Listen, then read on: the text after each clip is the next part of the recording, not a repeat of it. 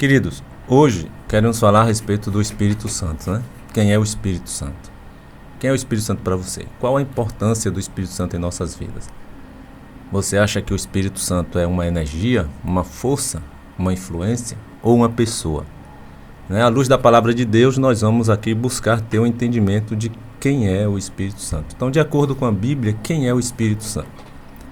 Vamos ver aqui, de acordo com a Bíblia, que o Espírito Santo ele é um ser divino e um ser pessoal. Ele pode habitar dentro de nós. Ele pode estar conosco, habitando dentro de cada um de nós. Como está lá em 1 Coríntios 6, versículo 19, onde diz: acaso não sabeis que o vosso corpo é santuário do Espírito Santo que está em vós, o qual tendes da parte de Deus, e que não sois de vós mesmos? Então, querido, o nosso corpo ele é templo do Espírito Santo. Isso quer dizer que ele está habitando dentro de nós. Todos aqueles que um dia entregaram suas vidas para Cristo, todos aqueles que entregaram suas vidas para Jesus, vai obter então o Espírito Santo.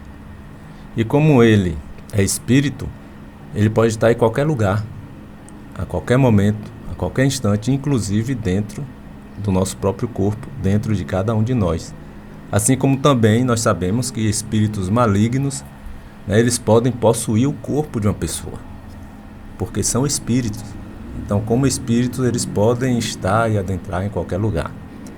Por isso, quem tem o Espírito Santo, ele habita dentro desta pessoa. Então, seja cheio do Espírito Santo. Busque estar cheio do Espírito de Deus, querido. Com certeza, você pode ter certeza absoluta que ele não é uma força. O Espírito Santo não é uma energia, uma influência, como muitos às vezes julgam ser, né? Quem não tem o verdadeiro conhecimento do Espírito de Deus, do Espírito Santo, às vezes julga que o Espírito Santo é uma força, né? As pessoas que não têm comprometimento, que não têm muita aproximação da palavra, julga isto, que é uma energia. Agora eu te pergunto, por exemplo, uma força, uma energia, pode conversar com alguém, pode conversar com uma pessoa, dar instruções e orientações? Então o Espírito Santo é um ser. O Espírito Santo ele é uma pessoa. Por quê? Porque ele pensa, ele raciocina. O Espírito Santo é inteligente, é sábio. O Espírito Santo ele tem sentimentos, tem vontade própria. E o Espírito Santo ele toma decisões. Então não é simplesmente uma força, não é simplesmente uma energia. Por exemplo, lá em Atos capítulo 13, foi o próprio Espírito Santo que separou Paulo e Barnabé para fazerem a obra de Deus. Separou Paulo e Barnabé para fazer a obra de Deus de acordo justamente ao chamado que ele tinha feito para Paulo e Barnabé. Então a gente vai ver ali em Atos capítulo 13 a primeira viagem missionária de Paulo, juntamente com Barnabé. Atos 13, versículos 1 e 2 diz assim: havia na igreja de Antioquia profetas e mestres, Barnabé, Simeão por sobrenome Níger, Lúcio de Cirene, Manaém, Colasso de Herodes, o tetrarca, e Saulo. E servindo eles ao Senhor e jejuando, disse o Espírito Santo: separai-me agora Barnabé e Saulo para a obra a que os tenho chamado. Olha só, eles estavam ali servindo ao Senhor e jejuando, né? E orando. Então o Espírito Santo vem e diz para eles ali: separem-me, né? Separai-me agora Barnabé e Saulo para a obra a que vos tenho chamado. O próprio Espírito Santo foi quem falou. Então, se fosse uma energia, não ia ter essa orientação, essa instrução e essa ordem dada para que separassem ali do grupo apenas Paulo e Barnabé para a obra que ele havia chamado. Foi o Espírito Santo que deu esta ordem para que eles pudessem estar obedecendo. Se o Espírito Santo fosse uma força, uma energia, ele não estaria ali falando. Ele não iria instruir os discípulos de forma audível, né, sobre o que eles deveriam fazer. Então eles ouviam, né, não foi uma vez só. Eles ouviam o Espírito Santo falar e instruí-los o que eles deveriam fazer. E como eu disse agora há pouco, o Espírito Santo também ele vai ter sentimentos. Ele tem sentimentos. E por conta disso ele também se entristece com as nossas atitudes, os nossos atos, a nossa maneira de viver. Muitas pessoas, ao invés de estar alegrando o Espírito de Deus, está entristecendo o Espírito de Deus, o Espírito Santo. Lá em Efésios 4, versículo 30, vai dizer: não entristeçais o Espírito de Deus, no qual fostes selados para o dia da redenção. Não devemos entristecer o Espírito de Deus, no qual nós fomos selados para aquele dia, o dia da redenção. Efésios 4, versículo 30. Agora, qual a importância do Espírito Santo em nossas vidas? Qual é a importância do Espírito Santo em nossas vidas, meu irmão? Sem o Espírito Santo, não temos como obter a salvação, não temos como obter a vida eterna. Nós precisamos do Espírito Santo para sermos salvos, para termos vida eterna. Por isso é que precisamos tanto do Espírito Santo. Agora, o que nós precisamos fazer para ter o Espírito Santo, para obter o Espírito de Deus em nossas vidas? Será que é preciso orar, pedir a Deus, fazer algum ato de sacrifício? Não, queridos. Mas o que eu preciso fazer então para ter o Espírito Santo? Precisamos apenas crer em Jesus e entregarmos as nossas vidas para Ele. No momento em que você passa a crer no Filho de Deus e entrega a sua vida nas mãos de Jesus, você vai obter então o Espírito Santo. É o que João Batista disse lá em Lucas 3, versículo 16. Eu, na verdade, vos batizo com água, mas vem o que é mais poderoso do que eu, do qual não sou digno de desatar-lhes as correias das sandálias. Ele vos batizará com o Espírito Santo e com fogo. O próprio João Batista, ele nos dá essa informação. Então, a partir desse momento, o Espírito Santo então já estará em você, habitando dentro de você. No momento em que você entrega a sua vida para Jesus, crê em Jesus, você vai obter o Espírito Santo. Mas isso tem que ser de uma forma verdadeira, não aquela entrega por conveniências, né? Às vezes nós percebemos que há pessoas que estão até na igreja, mas às vezes é por conveniências. Não estamos aqui para estar julgando ninguém, mas as obras da pessoa denunciam se realmente houve uma entrega verdadeira ou não, ou se foi uma entrega por conveniências. Mas se você fizer uma verdadeira entrega da sua vida nas mãos de Jesus, você vai ter o Espírito Santo. E com o Espírito Santo você vai ter a sua vida abençoada, você vai ter vida eterna, você vai ter a salvação da sua alma. Precisamos do Espírito Santo, para que no momento certo nós possamos também evidenciar todas as virtudes do fruto do Espírito Santo.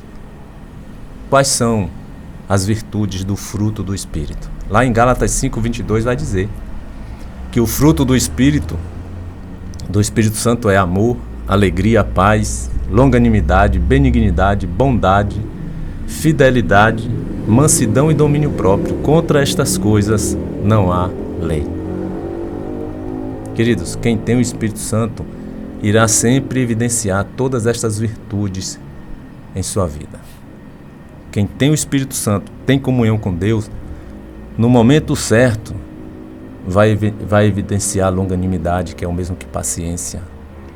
Vai estar evidenciando a benignidade, a bondade, a fidelidade, mansidão e domínio próprio, né? Quantas pessoas precisam de domínio próprio? Quantas pessoas estão precisando, mesmo cristãs, estão precisando de mansidão, né? Mansidão, domínio próprio, longanimidade, né? Paciência, benignidade, amor, alegria, paz. Mas seja cheio do Espírito Santo para que todas estas virtudes do fruto do Espírito possam ser reais na sua vida. O Espírito Santo também é o nosso consolador. É Ele que vai sempre nos convencer do pecado também, da justiça e do juízo. Foi o que Jesus disse lá em João 16, versículo 7. Jesus disse: mas eu vos digo a verdade, convém-vos que eu vá, porque se eu não for, o Consolador não virá para vós outros. Se porém eu for, eu vou-lo enviarei. E quando ele vier, convencerá o mundo do pecado, da justiça e do juízo. Olha só. É o Espírito Santo que está aí, tentando convencer o mundo do pecado, da justiça e do juízo. Muitos estão se permitindo serem convencidos. mas outros estão resistindo à ação do Espírito Santo em suas vidas. Que você não seja um desses que esteja resistindo à ação do Espírito Santo em sua vida. Que você possa estar aderindo, você possa estar aceitando, né, o Espírito Santo em sua vida através da entrega sua ao Senhor Jesus. O Espírito Santo, ele também nos ajuda em nossas fraquezas, ele intercede por nós diante de Deus com orações e gemidos inexprimíveis. Romanos 8, versículo 26, vai dizer assim: também o Espírito semelhantemente nos assiste em nossa fraqueza, porque não sabemos orar como convém, mas o mesmo Espírito intercede por nós sobremaneira com gemidos inexprimíveis. Olha só que maravilha. Saber que o Espírito Santo nos assiste em nossas fraquezas, querido. Porque nós não sabemos muitas vezes orar como convém. É o que diz aí o versículo. Às vezes não sabemos nem usar as palavras diante de Deus. E não é o muito falar que vai fazer Deus ouvir.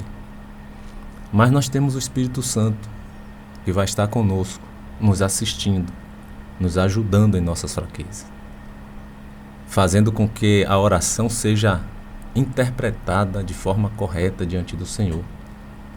Esse mesmo Espírito Santo que intercede por nós sobremaneira com gemidos inexprimíveis. Queridos, se queremos obter salvação eterna, né? Ter uma vida abençoada, precisamos ser regenerados e renovados mediante o agir do próprio Espírito Santo em nossas vidas.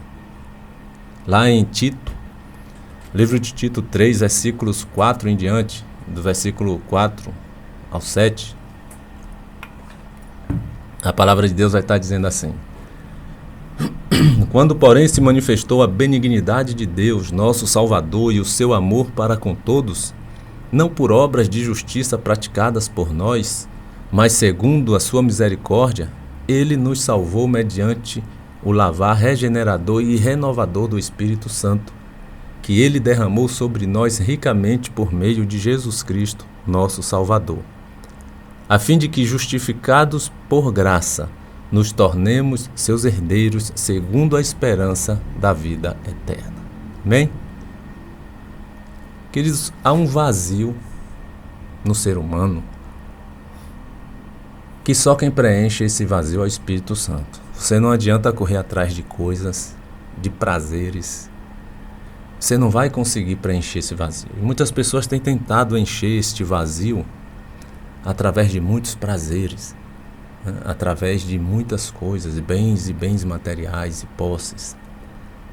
Mas entenda que há um vazio que foi causado justamente pela retirada do Espírito de Deus de dentro de nós, e ficou este vazio que só Ele pode preencher. A medida certinha é o próprio Espírito Santo. Só pode ser preenchido por Ele. Isso aconteceu justamente lá na criação. Na criação, não é difícil entendermos ali que o Espírito de Deus estava no homem e agia no homem. Quando Deus faz ali Adão e depois faz Eva, entendemos que ali estava o Espírito de Deus em plena comunhão com o homem, agindo no homem, interagindo com o homem. Estava no homem o Espírito de Deus. De tal maneira que havia plena comunhão do homem para com Deus. Havia plena comunhão. O homem estava em comunhão com Deus. Inclusive, Deus, ele vai fazer o próprio homem para ser eterno. Deus não fez o homem para morrer. Esse mundo que estamos aqui já era para ser o paraíso, para vivermos aqui eternamente. Só que Deus colocou uma condição de obediência, né? Colocou uma árvore lá no meio do jardim e disse para o homem que ele não tocasse na árvore, não comesse do fruto daquela árvore, porque no dia que comesse, ele morreria.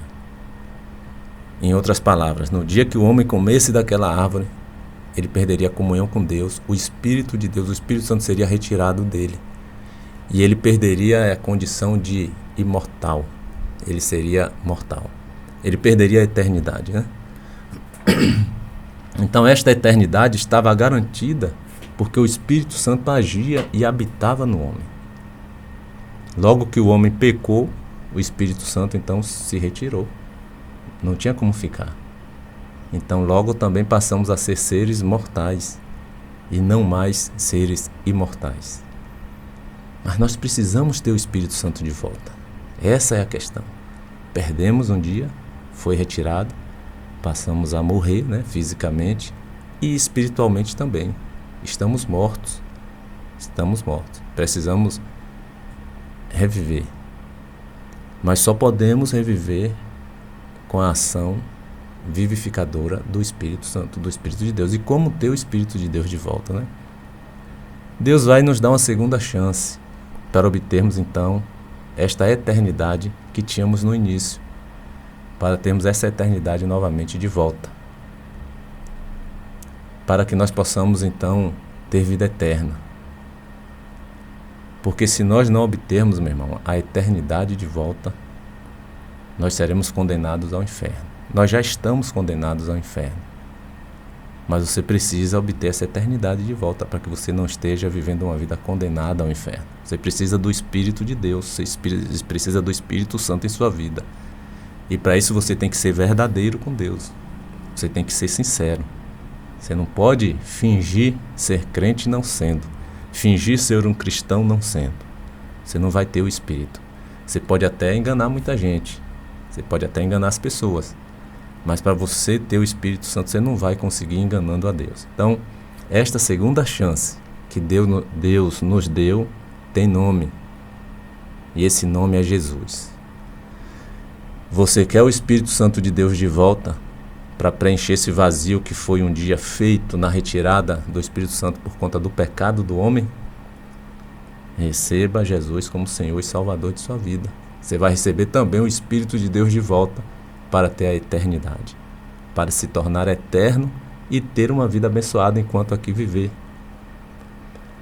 Lá em João 3,16, Deus disse assim, a palavra de Deus diz assim: porque Deus amou o mundo de tal maneira que deu o seu Filho unigênito, para que todo aquele que nele crê não pereça, mas tenha a vida eterna. É em Cristo que você vai ter a vida eterna. Por quê? Porque é através de Cristo que você vai receber o Espírito de Deus de volta, que você vai obter o Espírito Santo em sua vida. Versículo 17 continua dizendo assim: porquanto Deus enviou o seu Filho ao mundo não para que julgasse o mundo, mas para que o mundo fosse salvo por ele. Quem nele crê não é julgado. O que não crê já está julgado, porquanto não crê no nome do unigênito Filho de Deus.